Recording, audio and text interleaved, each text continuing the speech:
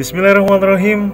Assalamualaikum warahmatullahi wabarakatuh. Selamat pagi, siang, sore, ataupun malam untuk kawan-kawanku semuanya, dimanapun kalian semuanya berada. Semoga tetap diberikan kesehatan dan selalu diberikan keselamatan, kesehatan, dan juga kebahagiaan oleh Allah Subhanahu wa Ta'ala. Amin. Dalam menghadapi situasi pandemi yang kita nggak tahu kapan selesainya.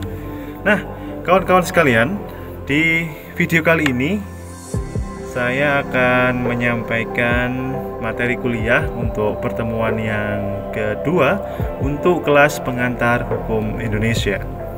Nah, mungkin materi ini akan mengulang di materi mata kuliah pengantar ilmu hukum, tapi nggak apa-apa karena mungkin dari teman-teman nih yang kemarin nggak tahu gitu ya, sekarang lupa kayak itu.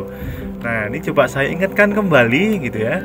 Saya ingatkan kembali terkait beberapa istilah-istilah yang penting. Nah, ini karena kan kita belajar soal dasar-dasar hukum yang ada di Indonesia. Jadi dengan istilah-istilah ini saya harap teman-teman tidak asing dan paham maknanya. Nah, kayak gitu. Oke, mungkin teman-teman bisa langsung lihat ya di dalam slide. Di situ saya membaginya ke dalam 4 bagian gitu ya, tapi nanti dari 4 hal itu yang akan saya bahas mendalam ya hanyalah asas dan normanya saja. Kemudian kalau terkait dengan hukum material dan formil, sejarah dan pluralisme hukum, kemudian politik hukum, nah itu mungkin untuk yang nomor 2 dan 3 ini akan saya sampaikan secara umum aja. Dan untuk yang keempat ya nanti akan saya buatkan video tersendiri dan nanti akan menyusul videonya, yang jelas tidak dalam video ini. Nah, yang penting teman-teman, apa yang saya berikan ini ya tidak banyak ya, hanya sedikit aja. Tapi kalau teman-teman bisa menguasai dasar ini, insya Allah nanti kedepannya belajar mengenai ilmu hukum itu tidaklah susah kayak gitu. Nah, oke, langsung saja ya untuk slide berikutnya. Nah, yang pertama saya awali dengan asas dan norma. Nah, sebenarnya apa sih asas dan norma itu? Kemudian apa sih perbedaannya? Nah, nanti akan kita bahas bersama-sama. Oke, teman-teman bisa lihat di dalam tampilan slide. Di situ saya tulis asas ya. Di sebelah kiri bisa teman-teman perhatikan ya. Asas itu merupakan sebuah nilai, sebuah dasar, atau kalau di situ saya tulis sebagai sesuatu yang menjadi tumpuan berpikir dan berpendapat. Nah, jadi asas ini adalah sesuatu yang ideal seperti itu, yang ada di dalam dunia ide, di dalam ranah yang bukan berada dalam ranah kenyataan seperti itu. Ini lebih kepada ide ya, ide yang mendasari sesuatu. Nah, sesuatu itu apa? Nah, tentunya karena kita belajar terkait dengan hukum ya, jadi kita akan belajar mengenai apa sih ide-ide di balik sebuah peraturan, apa sih asas ya yang terkandung di dalam sebuah aturan itu apa. Nah, karena dari asas ya kemudian bisa melahirkan sebuah norma, 2 buah norma, 3 buah norma, dan seterusnya. Oke. Nah, kemudian di yang bawah ya, di situ saya tulis asas itu berbentuk abstrak ya, karena memang abstrak ya, karena dia ada di dunia ide. Nah, kemudian dia akan menjadi dasar dari sebuah norma. Nah, itu adalah pengertian dari asas. Nah, nanti di bawah saya berikan ya contoh asas. Nah, kayak gitu. Nah, kemudian kita berlanjut dulu nih ke normanya. Nah, jadi kan tadi sudah ada asas.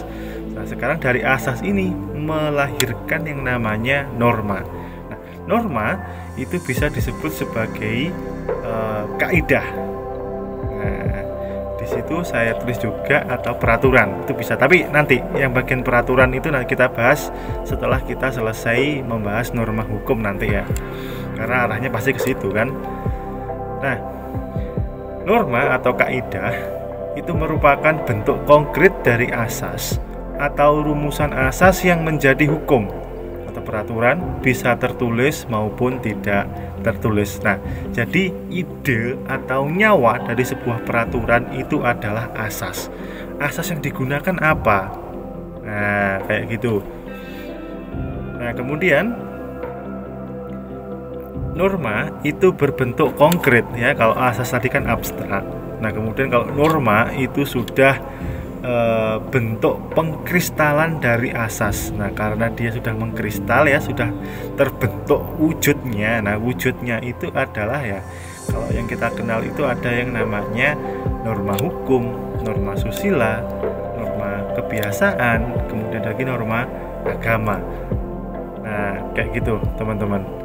Itu terkait dengan pengertian asas dan norma. Nah, jadi kalau teman-teman masih bingung terkait apa sih perbedaan asas dan norma, teman-teman bisa tuliskan di kolom komentar ya, atau simak penjelasan saya selanjutnya.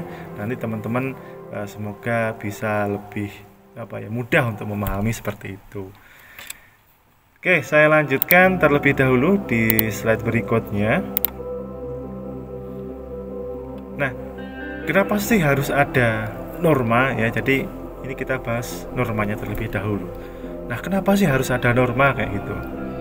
Nah, seperti yang kita sama-sama ketahui gitu kan, manusia itu adalah sebagai makhluk sosial, ya kan? Dia tidak bisa hidup sendiri. Dia pasti membutuhkan orang lain ya, misalkan untuk memenuhi kehidupan sehari-harinya, misalkan makan gitu kan. Dia mungkin tidak bisa memproduksi beras sendiri, tetapi dia punya uang misalkan, sehingga ia membeli beras dengan uangnya itu. Nah, begitu pula sebaliknya gitu kan, yang punya beras tentunya butuh uang. Nah, tentunya kalau misalkan hal seperti itu kan, sirkulasi atau perputaran ekonominya kan pasti akan berputar seperti itu, sehingga dikatakan manusia sebagai makhluk sosial. Nah, tetapi harus teman-teman ingat juga, sebagai makhluk sosial ya, manusia itu juga sebagai makhluk individu, gitu kan? Nah, selain dia punya istilahnya kebutuhan untuk bersosialisasi, kemudian menunjukkan eksistensinya ya, menunjukkan eksistensi itu nggak salah teman-teman, asalkan dengan cara yang benar. Nah, menunjukkan eksistensinya ke masyarakat-masyarakat yang lain, sehingga dia mungkin bisa membawa manfaat untuk lingkungannya seperti itu. Nah, tetapi sebagai makhluk individu pasti punya keinginan-keinginan yang ingin dipenuhi kayak gitu. Nah, dengan adanya keinginan-keinginan itu pasti manusia itu memiliki yang namanya kepentingan, ya kan? Kepentingan akan sesuatu hal, misalnya kan teman-teman nih, kepentingannya adalah untuk meraih gelar sarjana hukum, misalkan kalau teman-teman kuliah di fakultas syariah gitu kan. Nah, kemudian mungkin ada kepentingan-kepentingan yang lain yang kemungkinan itu bisa mengganggu kepentingan teman-teman kayak gitu. Misalkan teman-teman dihadapkan pada dua pilihan, misalkan teman-teman harus bekerja atau kuliah, ya kan? Di satu sisi teman-teman membutuhkan pekerjaan untuk mencukupi kehidupan sehari-hari, ya kan? Atau untuk mencukupi hal-hal yang lain misalkan. Nah, tapi kemudian di sini juga teman-teman juga ingin gitu kan, kepentingannya adalah untuk lulus tepat waktu gitu. Tapi karena mungkin kebutuhan ekonominya itu menghendaki lain, sehingga kepentingan untuk menyelesaikan studi tepat waktu itu harus dinomorduakan seperti itu. Nah kan, kepentingan seperti itu kan ada pertimbangannya tersendiri kayak gitu. Nah, tentunya ya kepentingan itu tidak hanya soal ekonomi gitu kan, tapi ada hal-hal yang lain. Mungkin ada orang-orang yang tidak suka dengan teman-teman, mungkin berusaha menggagalkan ya segala keinginan teman-teman agar tidak tercapai seperti itu. Nah, sehingga ya di sini ketika teman-teman mungkin menyiasati bagaimana saya bisa memenuhi kepentingan untuk bertahan hidup, kemudian memenuhi kepentingan juga untuk melakukan untuk menyelesaikan studi tepat waktu. Nah, makanya di situ saya tulis sebagai adanya kerjasama dengan orang lain seperti itu. Nah, mungkin ya ini kan hanya contoh saja. Teman-teman mungkin ada yang kerja part time, misalkan tidak full time mulai pagi sampai sore, karena kan kalau pagi sampai sore digunakan untuk kuliah misalkan, atau di sela-sela kuliah kalau tidak kuliah bisa melakukan pekerjaan. Nah, seperti itu kan bisa.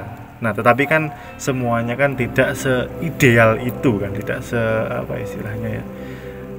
tidak segampang itulah. Pasti ada sesuatu yang menjadi bahan bergaining ya, atau tawar-menawarnya teman-teman gitu. Nah, kemudian juga ada interaksi kan, dari bergaining tadi kan memunculkan interaksi kemudian. Nah, dari interaksi itu pasti benturan-benturan kepentingan atau benturan-benturan akan terjadi konflik ya, kemungkinan terjadi konflik itu akan semakin besar gitu kan. Dan pasti yang pertama kali terlintas adalah adanya sebuah threat atau sebuah ancaman kayak gitu kan, dari salah satu pihak gitu. Satu pihak teman-teman kalau misalkan nanti bekerjanya terus menerus ya, bekerja full time, kuliahnya gimana? Nah, tetapi kalau misalkan tidak kerja ya kan, untuk mencukupi kehidupannya akan seperti apa kan kayak gitu. Untuk pilihan-pilihan yang akan menjadi pertimbangan teman-teman nantinya. Nah, kemudian juga pertimbangan untung dan ruginya. Nah, besar yang mana? Nah, pasti dari situ kan akan menimbulkan konflik. Nah, dari adanya konflik-konflik itu ya, tentunya ya teman-teman, kalau misalkan ada konflik apapun jangan lari, tapi dihadapi dan diselesaikan konfliknya. Dengan cara apa? Nah, caranya macam-macam. Bisa negosiasi ya kan, untuk mencari sebuah solusi, bisa aja win-win solution, atau bahkan mungkin mediasi ya kan. Kalau misalkan mentok tidak bisa, baru kita gunakan lembaga peradilan ya, sebagai pihak ketiga yang nanti akan bisa memutuskan dan mempunyai daya paksa ya ketika nanti sudah diputuskan. Nah, kayak gitu. Jadi gambaran umumnya ini kalau misalkan kita ngomongin soal perdata. Nah, itu kalau misalkan ya soal perdata seperti itu. Tetapi kalau kemudian beralih ke pidana misalkan ya, kalau tadi kan kita berbicara mengenai untung rugi kan, untung rugi, kekacauan, atau mungkin konflik, bahkan ya konflik yang kemudian berakibat pada pemidanaan misalkan. Nah, tentunya nanti untuk proses penyelesaian sengketanya akan berbeda ya dengan perdata gitu kan. Kalau pidana kan nanti ada aturan-aturan yang tegas yang mengatur terkait dengan itu ya, meskipun nanti dimungkinkan adanya misalkan mediasi gitu. Nah, itu kalau untuk hal yang pidana sederhananya seperti itu. Nah, saya lanjutkan terlebih dahulu. Ya, jadi dari adanya siklus kehidupan yang seperti saya gambarkan tadi, pasti memunculkan ada paling tidak ya ada 4 norma ya yang nanti akan kita pegang dalam kehidupan sehari-hari. Nah, yang pertama tentu yang paling tinggi ya, kalau menurut saya sebagai seorang muslim gitu ya, norma agama adalah kaidah yang pertama kali harus dipegang oleh manusia gitu. Karena dari norma agama itu ya yang bersumber dari kitab suci yang berisi perintah, larangan, dan anjuran. tujuannya adalah untuk membentuk manusia insan kamil ya, yang manusia yang berusaha mendekatkan diri pada Tuhannya, sehingga dia akan selalu mendasarkan perbuatan-perbuatannya ya untuk mendekatkan kepada Allah Subhanahu wa taala. Mendekatkan di sini dalam artian untuk berbuat baik ya, karena berharap akan pahalanya misalkan, atau mengharap akan surganya misalkan, seperti itu. Nah, bentuk dari norma agama ini ya tentunya ini adalah hal-hal yang sifatnya ideal ya, ideal tanpa memandang kenyataan di masyarakat. Apapun kenyataannya di masyarakat, norma agama ini ya harus tetap ditegakkan misalkan, seperti itu. Nah, karena yang namanya agama yang sebagai pedoman hidup kita ya, tentunya inilah yang nanti akan banyak mempengaruhi segala keputusan kita, terutama berkaitan dengan keimanan seseorang kayak gitu. Nah, kemudian ada pula sanksi ini tentunya diberikan nanti ketika hari akhir ya, ke hari pembalasan nanti terkait dengan norma agama ini. Nah, kemudian daya keberlakuannya ya, atau daya mengikatnya itu tergantung pada tingkat keimanan seseorang. Nah, gitu kan, misalkan saya pakai kopiah peci ini, jadi tidak menggambarkan bahwa saya nanti masuk surga, kan enggak, kan belum tentu, kan hanya Allah yang tahu kan, seperti itu. Nah, saya lanjutkan untuk norma yang kedua, itu adalah norma kesusilaan ya, bisa teman-teman baca di situ. Norma kesusilaan merupakan bisikan kalbu atau hati nurani yang diinsyafi oleh seluruh manusia sebagai pedoman dalam sikap dan perbuatannya. Nah, tentunya ini akan sangat mempengaruhi tingkat kepekaan kita terhadap sesuatu. Kemudian tujuannya adalah untuk membentuk nurani untuk selalu berbuat baik. Nah, jadi dasarnya ini adalah hati nurani kita. Nah, tergantung nanti kepekaan teman-teman ini apakah peka atau tidak.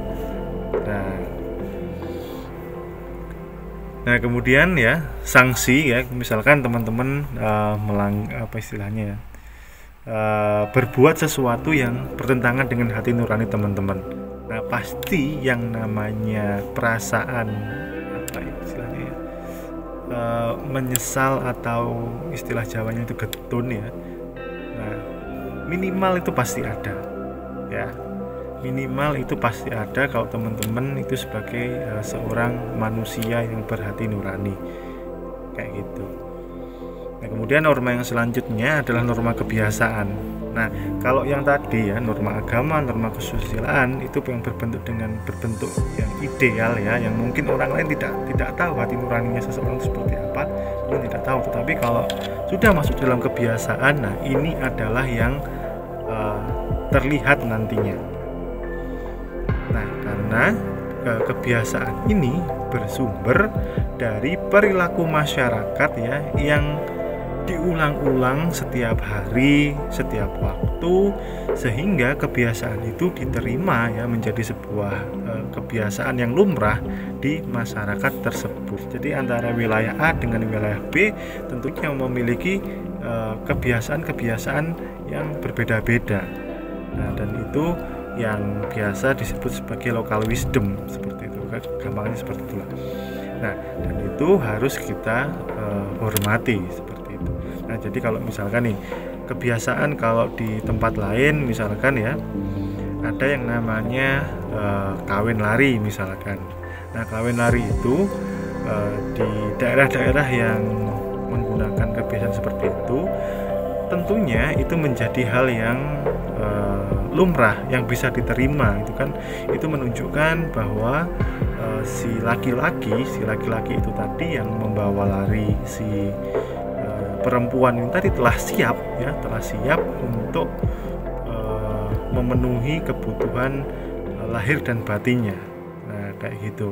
Nah, tetapi kalau misalkan itu dilakukan di Jawa misalkan ya, urusannya akan lain, urusannya akan ke kantor polisi pasti karena penculikan. Nah, menculik seorang anak, apalagi kalau anaknya di bawah umur, wah tambah panjang itu nanti urusannya. Nah, kayak gitu. Nah, bentuknya jadi ini bertumpu pada kenyataan masyarakat tanpa memandang idealnya. Nah, kayak gitu. Jadi mungkin ada beberapa kebiasaan-kebiasaan masyarakat yang mungkin dianggap tabu di tempat lain, tapi di tempat itu tidak. Nah, kayak gitu. Kemudian ini adalah unsur pemaksanya, yaitu bisa dipaksakan oleh ketua masyarakat setempat, misalkan ketua adat, kepala adatnya, kemudian sesepuhnya, misalkan seperti itu. Nah, tentunya ya tingkat daya mengikatnya ini adalah tergantung kepatuhan anggota masyarakat setempat. Nah, tentunya orang dari luar wilayah ya, dengan adanya kebiasaan ini, kalau misalkan masuk ke dalam suatu wilayah, tentunya harus menghormati kebiasaan itu. Ya, jangan sampai nanti kemudian mentang-mentang di asalnya dia tidak melakukan itu, nah kemudian dianggap tabu oleh masyarakat setempat. Nah, itu akan menjadi bumerang bagi yang bersangkutan. Nah, itu terkait dengan norma kebiasaan. Nah, lanjut kemudian terkait dengan norma hukum ya. Jadi nanti yang akan kita bahas selama 1 semester, nah itu terkait dengan norma hukum. Nah, meskipun nanti kita tidak akan terlepas dari yang namanya norma agama, norma kesusilaan, dan norma kebiasaan. Nah, tentu kalau norma hukum ini ya sumbernya berasal dari peraturan perundang-undangan ya, yang telah disahkan ya, yang telah dibuat oleh DPR bersama dengan Presiden ya, kalau kita ngomongin undang-undang. Nah, tujuannya adalah untuk keadilan, kepastian, dan kemanfaatan. Nah, di dalam slide tersebut saya tambahi ya, satu adalah ketertiban. Nah, kayak gitu. Tapi kalau kita berbicara mengenai ketertiban ya untuk menjamin rasa keadilan itu saya rasa akan sangat sulit gitu kan. Intinya kalian bebas melakukan apapun, pokoknya tetap jaga ketertiban. Nah, kan nggak selamanya seperti itu kan. Nah, makanya di situ saya kasih pembatas ya, jadi tujuannya yang utama adalah untuk menciptakan keadilan ya, untuk memberikan sebuah kepastian dan kemanfaatan. Nah, dari 3 ini tentunya nanti tidak bisa akan berjalan seiringan, tetapi nanti pasti akan berat kemana, ke keadilannya kah, kepastian, atau kemanfaatan. Nah, kayak gitu teman-teman. Oke, lanjut. Jadi kalau yang namanya norma hukum ya itu berasal dari hal yang ideal ya, kemudian diwujudkan ya dalam bentuk norma ini tadi ke dalam kenyataan, sehingga ada peraturan-peraturan tertulis ya ada yang tidak tertulis sih sebenarnya, tapi kita untuk sekarang kita akan belajar hukum positif yang tertulis. Nah, kemudian terkait dengan sanksinya ya, sanksinya itu negara ya, sanksinya itu diberikan lewat alat negara. Nah, sanksinya bisa macam-macam kan, berupa penjara, kemudian denda, kemudian apalagi misalkan ada hukuman-hukuman sosial yang lain dan seperti itu. Nah, daya mengikatnya itu tergantung pada kepatuhan, kepekaan, dan keimanan seseorang. Nah, kayak gitu. Karena kalau kita ngomongin koruptor misalkan ya tidak melulu soal sistem, tetapi juga kepatuhan, kepekaan ya, hati nurani seseorang, kemudian tingkat keimanan seseorang itu akan sangat berpengaruh sekali kayak gitu ya. Wallahu a'lam bishawab lah ya, kita tidak akan bisa memahami ya pola pikir para koruptor itu seperti apa. Tapi yang jelas untuk teman-teman yang belajar pengantar hukum Indonesia ini nanti untuk kedepannya jangan sampai melakukan perbuatan-perbuatan korup ya. Karena kalau sudah perbuatannya tidak diberkahi oleh Allah, nah tentunya kedepannya juga akan sulit. Jadi kalau sudah mendapat istilahnya keberkahan itu insya Allah kedepannya akan mudah. Oke, saya lanjutkan. Nah, terkait dengan asas tadi ya teman-teman ya, nanti ini akan saya jadikan kuis ya, jadi saya jelaskan terlebih dahulu. Nah, yang pertama adalah asas legalitas ya. Asas legalitas ini terdapat di dalam pasal 1 ayat 1 ya, pasal 1 di KUA Perdata, Kitab Undang-Undang Hukum Pidana, KUA Pidana. Nullum delictum nulla poena sine previa lege punali. Artinya tiada delik, tiada pidana tanpa didahului oleh ketentuan pidana dalam perundang-undangan. Jadi istilah gampangnya teman-teman, jadi tidak ada pemberlakuan sanksi ya ketika tanpa ada peraturan yang melarangnya. Nah, inti secara garis besarnya seperti itu.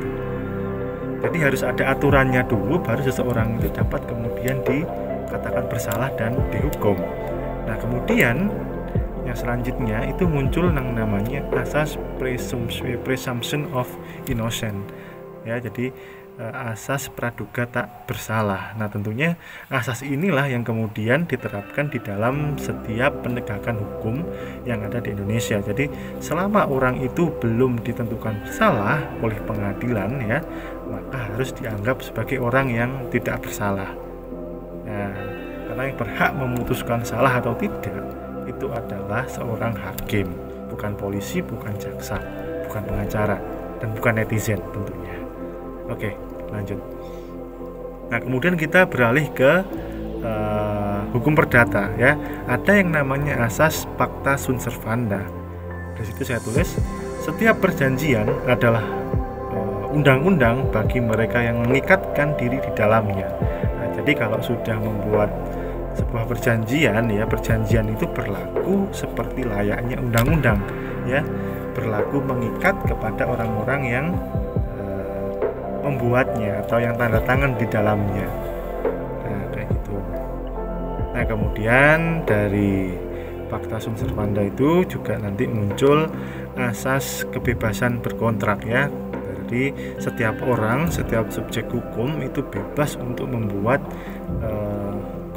kontrak apapun selama itu dia sesuai dengan syarat sahnya perjanjian yang ada di dalam pasal 1320 Burgerlijk-Wetboek atau Kitab Undang-Undang Hukum Perdata. Yang pertama sepakat, cakap, suatu hal tertentu, dan kausa yang halal. Nah, kausa yang halal ini yang keempat itu tadi ya, yang menjadi patokan nantinya mengenai asas kebebasan berkontrak. Nah, untuk lebih dalamnya nanti akan kita pelajari di materi mata kuliah hukum perdata. Nah, insya Allah kalau untuk hukum perdata ketemu dengan saya lagi di semester depan. Oke, jadi ini tugasnya teman-teman ya, atau kuis ya yang saya sisipkan di dalam video ini ya. Silahkan cari asas yang lain ya. Silahkan tuliskan di kolom komentar ya. Kemudian penjelasannya apa ya. Asas hukum itu banyak sekali ya, mulai dari hukum pidana, hukum perdata, hukum tata negara, hukum administrasi negara, hukum agraria, hukum ketenagakerjaan, hukum internasional, kemudian ada hukum perdata bisnis, hukum perdata keluarga. Nah, itu masih banyak sekali asas-asasnya.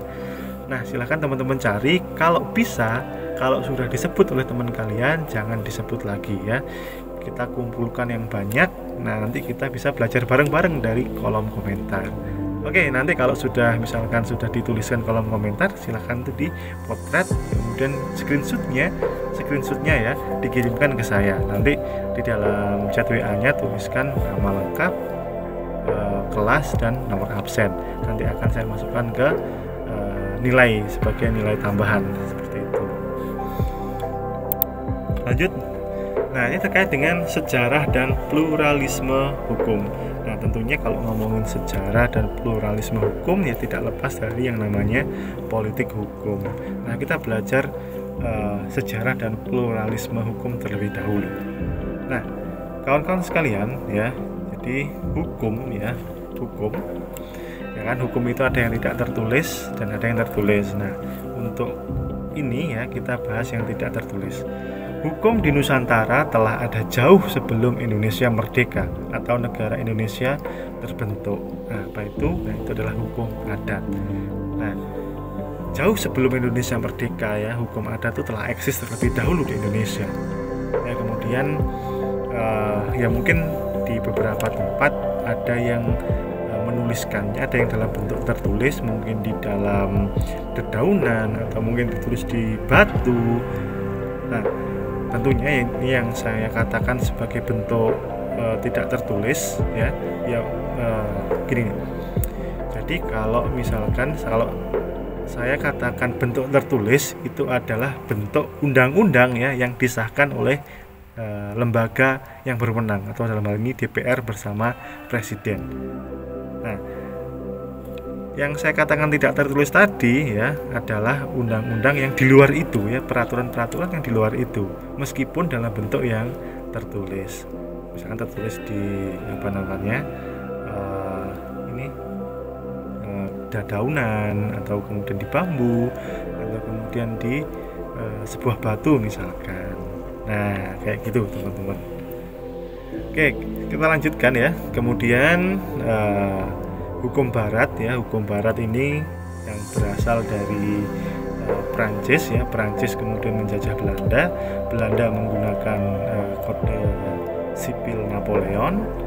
Nah, sampai sekarang, nah kemudian ketika menjajah Indonesia, undang-undang itu atau peraturan itu dibawa ke Indonesia dan sampai sekarang jadilah yang namanya Kitab Undang-Undang Hukum Perdata atau Burgerlijk-Wetboek atau BW nyebutnya. Nah, kemudian ya peraturan-peraturan yang kemudian ada sebelum kemerdekaan Republik Indonesia, sebelum 17 Agustus 1945 itu tetap dinyatakan berlaku ya. Tetap dinyatakan berlaku dengan dasar ketentuan peralihan pasal 1 Undang-Undang Dasar Negara Republik Indonesia tahun 1945.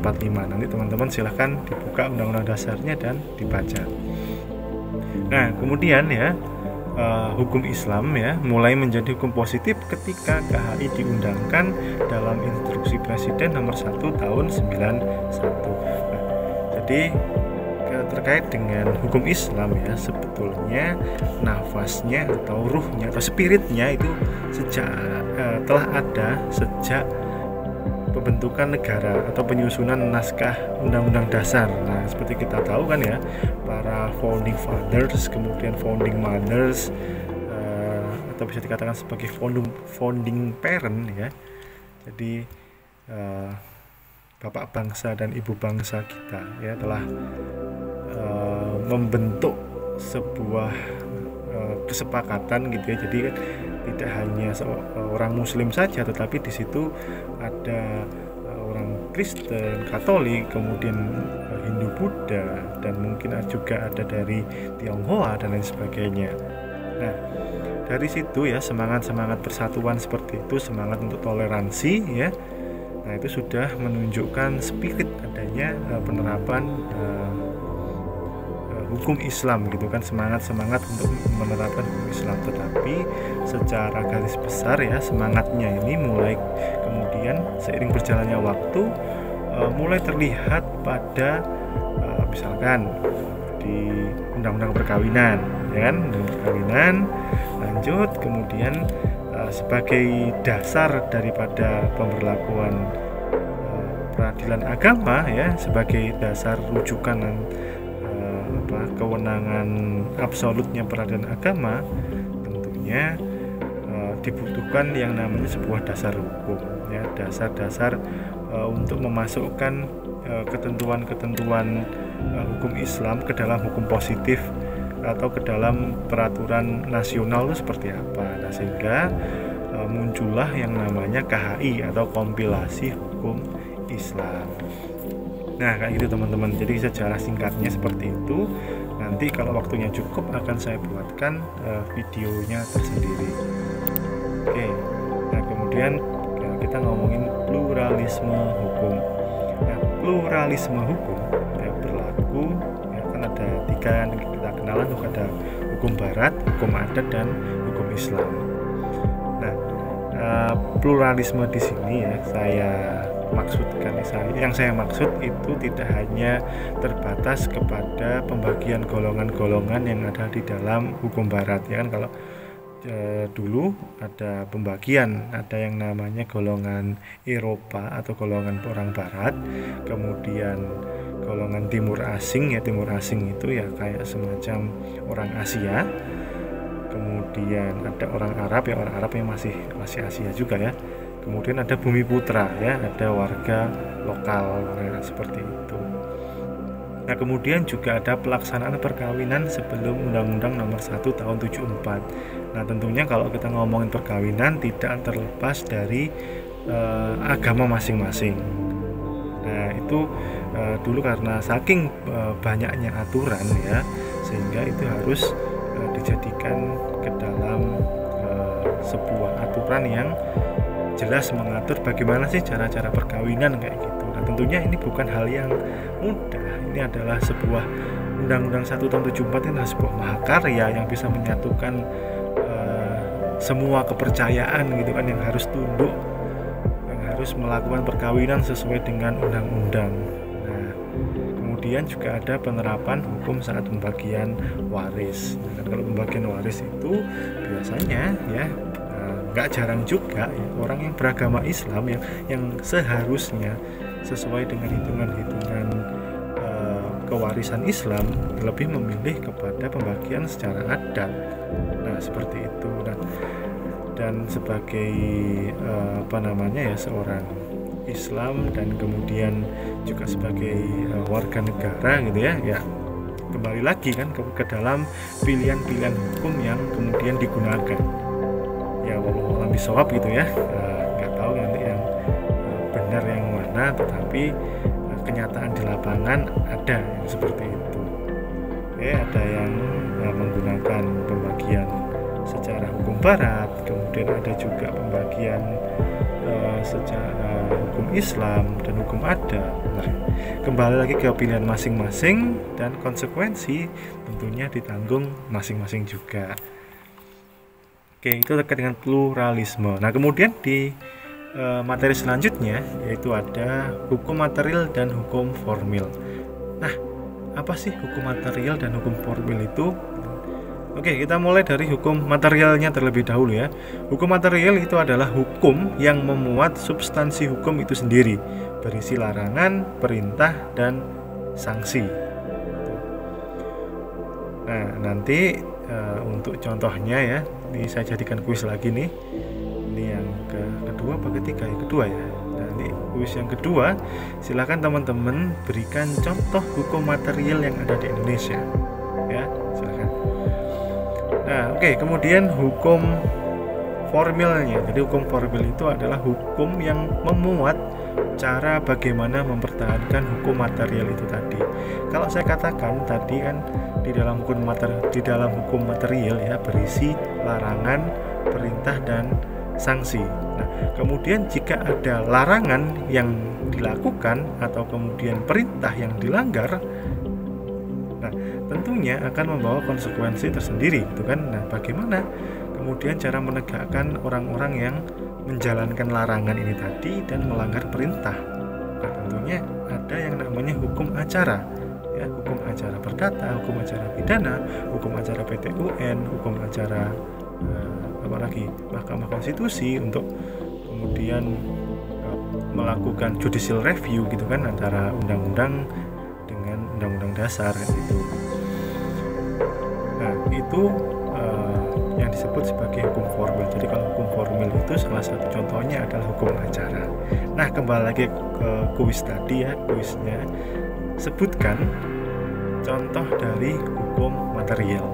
Nah, itu kawan-kawan.